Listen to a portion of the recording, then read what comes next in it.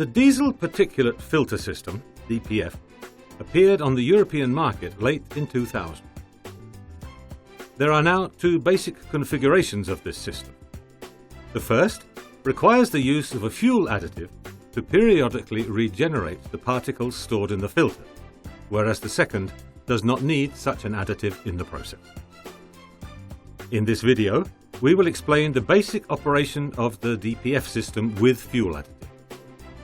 These kinds of systems have mainly been used in Peugeot and Citroën vehicles since 2001.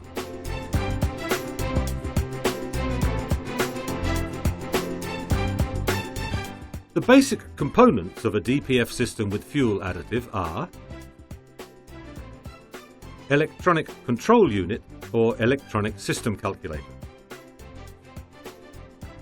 diesel particulate filter with oxidation catalyst,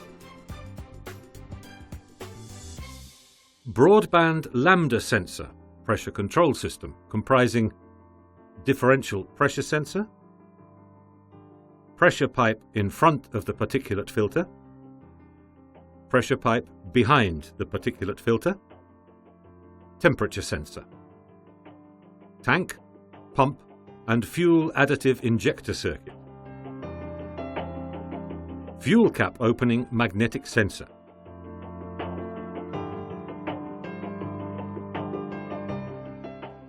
when refueling, the fuel cap opening sensor will send a signal to the electronic control unit to record the number of litres in the tank.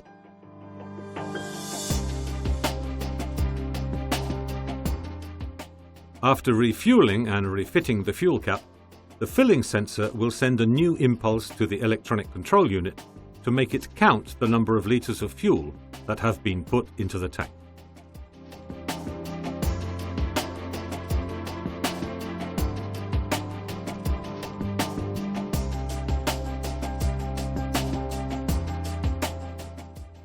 With this information, the electronic control unit will precisely calculate the amount of additive that has to be injected into the diesel tank and will send the signal to the pump of the additive circuit to put this amount into the tank.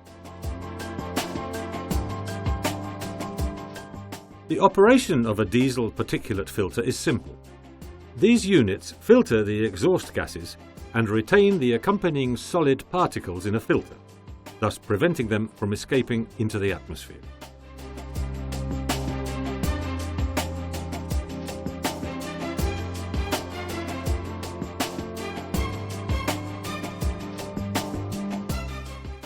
The fuel additive used in these systems is a combustion catalyst, that is, a substance added to the fuel which, when burnt in the combustion chambers, adheres to the outside of the solid particles travelling with the exhaust gases and is trapped with them in the particulate filter.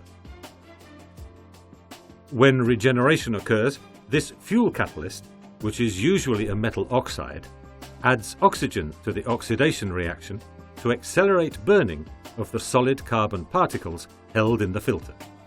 The use of these catalyzing additives allows regeneration to take place around 100 degrees centigrade below the normal temperature, making it faster and more efficient.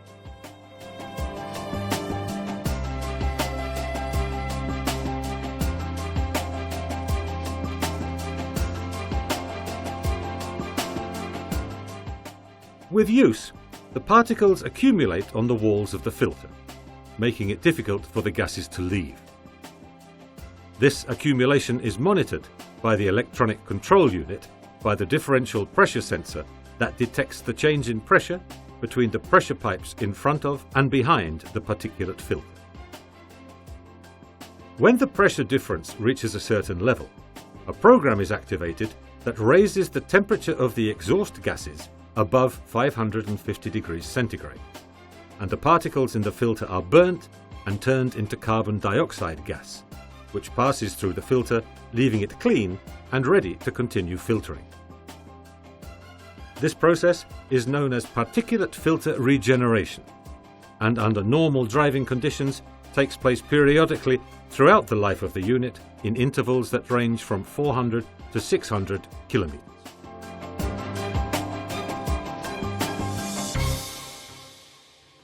Unfortunately, this regeneration process is not perfect, and it leaves a small solid residue from the cerium oxide, which is the catalyzing element of the additive, and other solid compounds such as phosphorus from the oil, which accumulate on the walls of the particulate filter.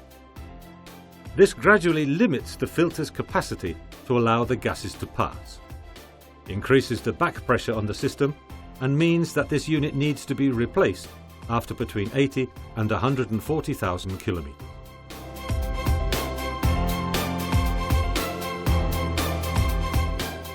Due to the nature of the compounds deposited in the filter during the regeneration, cerium oxide, ash, phosphorus, and the fact that it is virtually impossible to clean these units and to leave them as new, Walker, the world specialist in emissions treatment, recommends only replacing the particular filter units with new ones. The accumulation of these residues in the particulate filter considerably shortens its useful life, having a negative effect on the vehicle's power and its fuel consumption, which will increase appreciably in comparison with the use of new systems. Whenever a particulate filter is replaced due to wear, Walker also recommends changing the catalyst, giving that its useful life is similar to that of the particular filter, and if this fails, the regeneration process is not possible, so the filter cannot be emptied and its integrity and that of the engine will be compromised. As a general rule, these parts must always be changed as a set.